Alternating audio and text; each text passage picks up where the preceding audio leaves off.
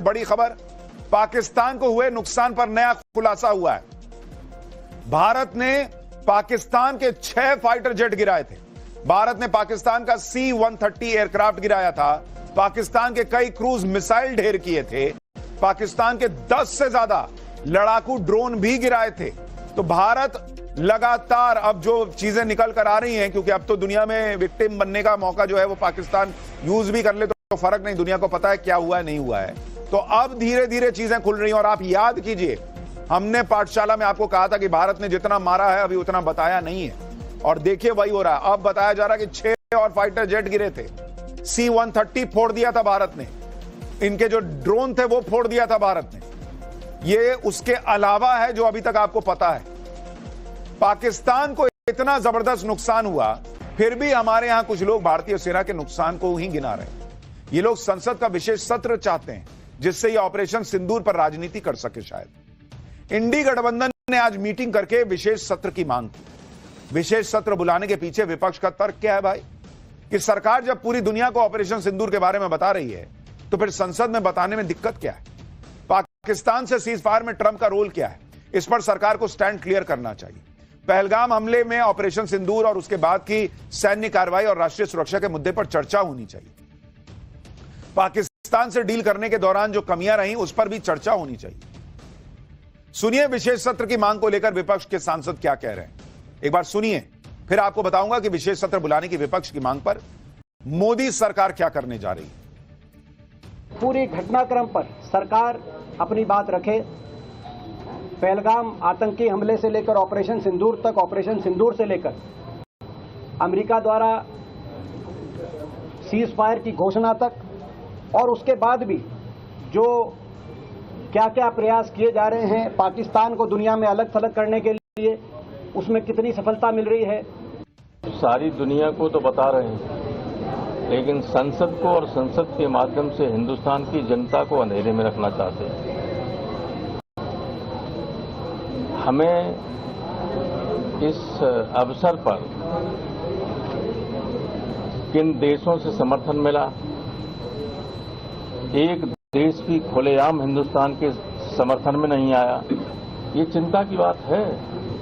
हम diplomatic front पर पूरी तरह असफल हो गए।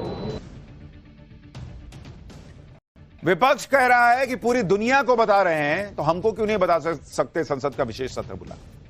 अरे भैया, दुनिया को वही बता रहे हैं जो डिफेंस में या अपने रक्षा मंत्रालय के लोगों ने, अपने सेना के लोगों ने प्रेस कॉन्फ्रेंस करके बताया। ऑलरेडी बताया हुआ है भाई, दुनिया को कुछ अलग नहीं कहानी सुना रहे हैं। वही जो प्रेस कॉन्फ्रेंस दुनिया ने देखी है, भारत के लोगों ने देखी है, वही उधर बता रहे हैं। जो विदेश मंत्रालय ने प्रेस कॉन्फ्रेंस की थी वही सारी बातें वहां बता रहे हैं। आप देखना चाहिए तब ना दिखेगा बॉस। और विशेष सत्र क्यों चाहिए? अभी तुरंत तो कुछ हो नहीं रहा, अभी मॉनसून सत्र आने ही वाला है, उसमें सुन लीजिएगा। इनको सेना की तारीफ करने के लिए विशेष सत्र चाहिए, लेकिन जो बातें बोल रहे हैं उसमें तारीफ दिख रही है आपको। विपक्ष का यह भी तर्क है कि संसद सत्र बुलाकर सेना के शौर्य का सम्मान करना चाहिए। आप सोचिए, विपक्ष के जो नेता ऑपरेशन सिंदूर पर सवाल उठा रहे हैं। कुछ लोग कह रहे हैं ऑपरेशन सिंदूर फेल था, किसी को जानना है कि कितने भारत के विमान गिरे। वो आप संसद सत्र में सेना के शौर्य का गुणगान करना चाहते हैं। पब्लिक को समझ में नहीं आता क्या चाहते हैं आप। विपक्ष लोकतंत्र की दुहाई देकर विशेष सत्र बुलाने का जोर डाल रहा है, लेकिन विपक्ष के तेवर बता रहे हैं कि सत्र बुलाने के पीछे उसकी मंशा कुछ और ही है। ऐसा लग रहा है कि विपक्ष का सारा जोर विशेष सत्र बुलाकर नरेंद्र मोदी को कोसने पर है, क्योंकि जिस तरह से ऑपरेशन सिंदूर पर पीएम मोदी की लोकप्रियता बढ़ी है, उससे विपक्ष जरूर तनाव में है।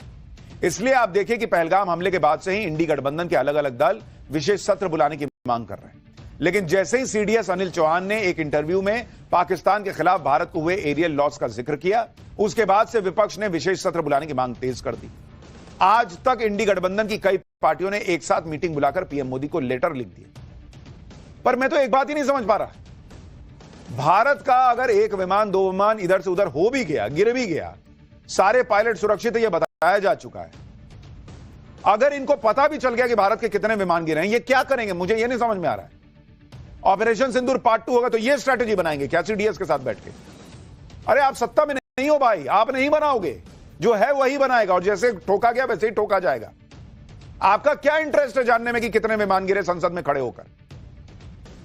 पाकिस्तान जानने के लिए उतावला हो तो समझ में आता है, आर्म्स लॉबी वाले जानने के लिए उतावले हो तो समझ में आता है, चाइना जानने के लिए उतावला हो तो समझ में आता है, क्योंकि उसको अपने हथियार जो है वो साबित करने की बहुत बढ़िया है। आपको जानकर क्या करना है? आप कमरे में बैठ के आपस में चर्चा कीजिए, वो समझ में आता है। संसद का विशेष सत्र बुला के उस पर चर्चा करने की क्या जरूरत है? आज इंडी गठबंधन की बैठक के बाद भी विपक्ष ने जिस तरह के तेवर दिखाए, उससे यही लग रहा है कि वो संसद का सत्र सिर्फ मोदी को कोसने के लिए बुलाना चाहते हैं। आप सुनिए विशेष सत्र बुलाने की मांग पर संजय राउत क्या कह रहे हैं। प्रेसिडेंट ट्रंप से कहने से आप युद्ध विराम कर सकते हो,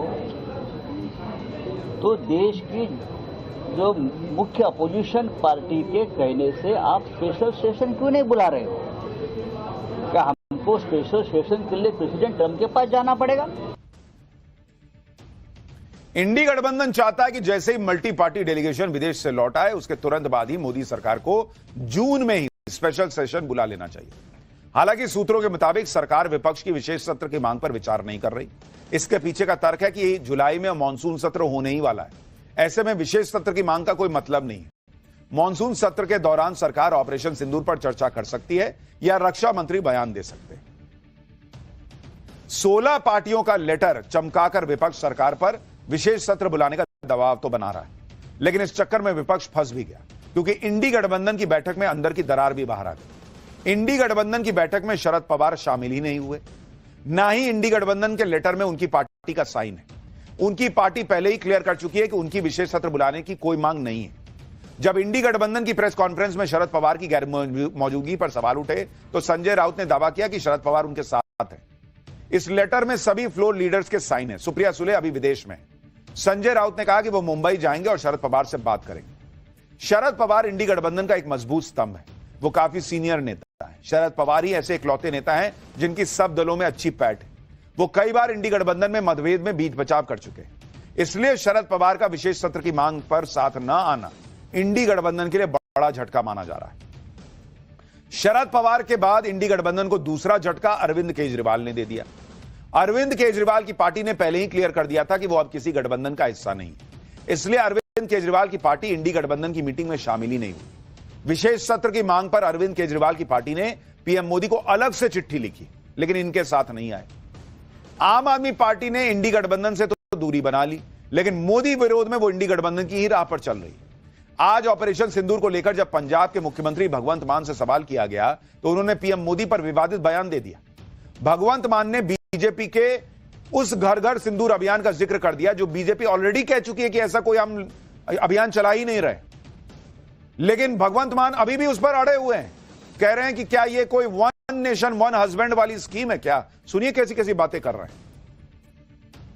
हैं। यार संदूरां दे नां ते वोटां मंगदे नहीं। संदूर दा जिहड़ा मजाक उड्डिया ਉਹ नहीं देखिया तुसीं भी, मतलब ਅਸੀਂ संदूर भी भेजांगे हर घर च, ਤੁਹਾਡੇ ਘਰੇ ਆਊਗਾ फिर तू ला लेगा, फिर कह देगा भी हाल है मोदी दे नां दा संदूर लगा। एक वन नेशन